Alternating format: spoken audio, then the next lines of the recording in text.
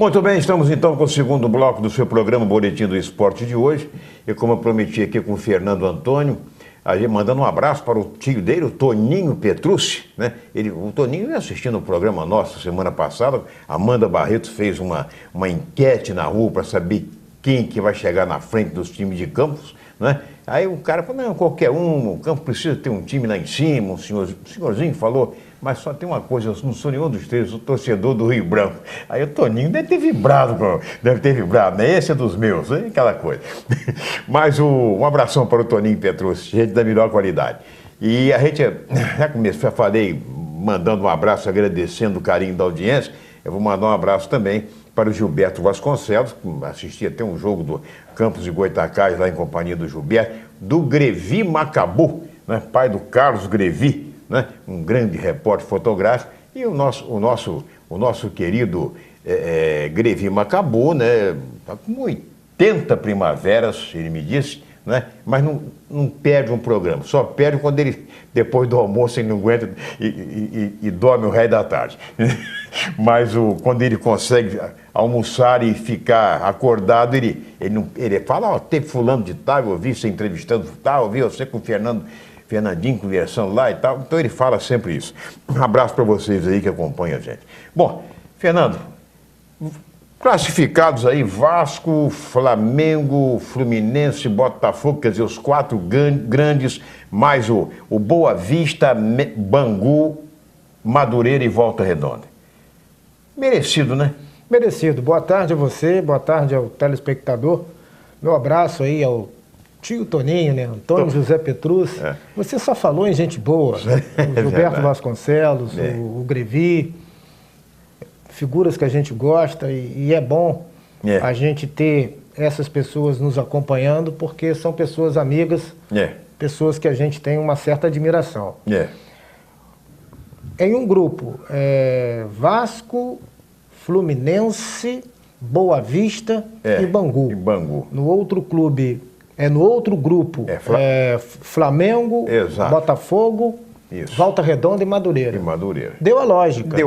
Exatamente. Embora o Fluminense foi um time de altos e baixos nessa primeira fase do campeonato, mas conseguiu vencer o Friburguense no estádio Eduardo Guinle, com gol de Magno Alves, com 40 anos. E ontem repetiu com o Magno Alves. E ontem, contra o América, o Fluminense levava sufoco, chegou a ser dominado por alguns momentos da partida e conseguiu, com o mesmo Magno Alves, fazer o gol da vitória e por aí a classificação foi confirmada. Agora, eu gostei, não sei se você assistiu o jogo, parte do jogo, do Fluminense, parecia um clássico antigo, Fluminense e América. O América jogou muito bem, foi para cima, como você dominou o meio campo, fez uma boa marcação e pela beirada teve do um campo. Trabalho danado, né? Os dois goleiros. Conseguiu fazer com que os cruzamentos fossem bem elaborados, mas ainda, com tudo isso, eu digo que o nível do futebol do Rio, em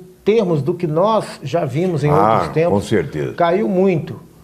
O América deu uma melhorada, fez uma campanha em que o regulamento o ajudou na temporada passada. Exatamente. Subiu por um regulamento que foi mal elaborado e, infelizmente, os clubes federados concordaram.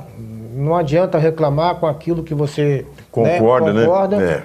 E o América acabou sendo beneficiado e subiu. Se reforçou, manteve o trabalho que foi feito ano passado, sem criar muita mezela, fez aquilo que tem que ser feito no futebol, e o América vem figurando como uma equipe que até nos surpreende, embora não tenha conseguido atingir a classificação.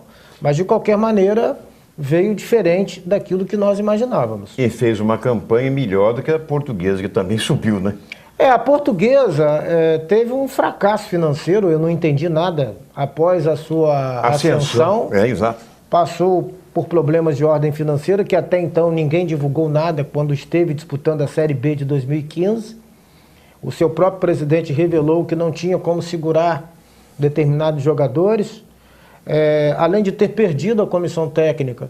Quem foi contratado não conseguiu dar sequência ao trabalho que foi feito anteriormente, como por exemplo o Gaúcho, que assumiu o comando técnico da equipe e foi lançado como um treinador que daria resultados importantes à Luz. E já dirigiu o americano, já? Foi campeão das Taças Guanabara e Rio em 2002 Naquela época, americano. o americano foi. E esteve por 2 vezes dirigindo o Vasco na primeira divisão do futebol brasileiro.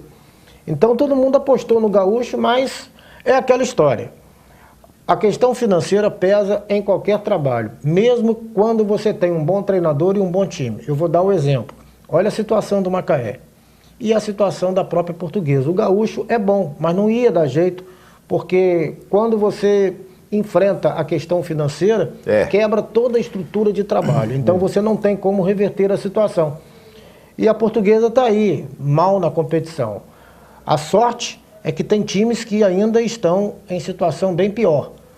Eu ia falar com você sobre os próximos jogos, e a primeira rodada agora vai ser no final de semana, no próximo final de semana, que já vai ter um clássico, não é? Fluminense e Botafogo, não é? Vasco e Bangu, Flamengo e Madureira, Volta Redonda enfrentando Boa Vista. Quer dizer, é um clássico, Fluminense e Botafogo, pelo menos no final de semana.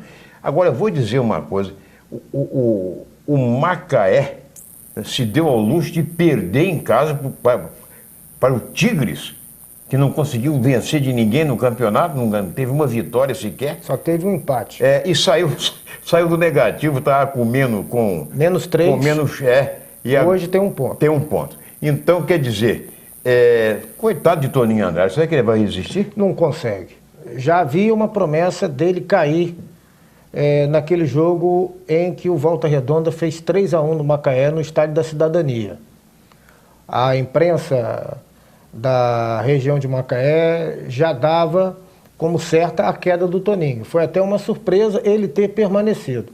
Com essa derrota para o Tigres, que não conseguiu vencer ninguém, e o jogo sendo disputado no estádio Cláudio Moacir, não há clima para o técnico Toninho Andrade permanecer. Exatamente. Aí vem o caso que você acabou de falar. A questão financeira pesa, porque o trabalho do Toninho, a gente sabe que é um trabalho... É muito bom o trabalho. Muito bom, é um técnico competente, por várias vezes passou por aqui, deixando sempre uma boa impressão, mas sem dinheiro, meu amigo, o que você acha?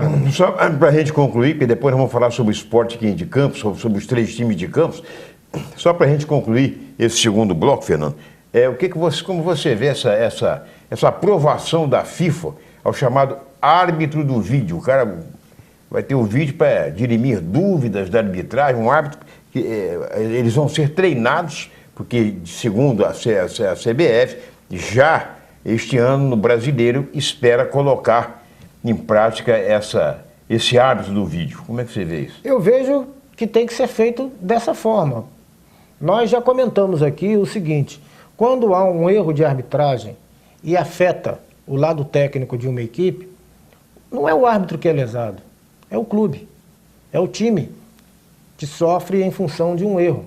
Às vezes até ocorrem erros que não são da intenção da arbitragem, mas no futebol, por alguns momentos, você age com impulso, e isso faz com que você erre. É necessário que todos tenham a dimensão de um erro, tenham noção do que representa uma dimensão de um erro, porque você pode perder um título em que você trabalha uma temporada inteira para conquistar em função de um erro de arbitragem. Então é uma medida, na minha concepção, muito justa, porque dá também ao próprio árbitro, né, dele fazer uma autoavaliação do trabalho que ele realiza. Muito bem. Daqui a pouco nós voltamos com o terceiro e último bloco do seu Boletim do Esporte de hoje, aqui com o Fernando Antônio, falando sobre essa reta final aí, Goytacazes, Americano, Campos, né, já no final de semana, se não adiarem mais ainda, começa a segundona do estado do Rio de Janeiro. Segura aí, rapidinho, é pai e bola.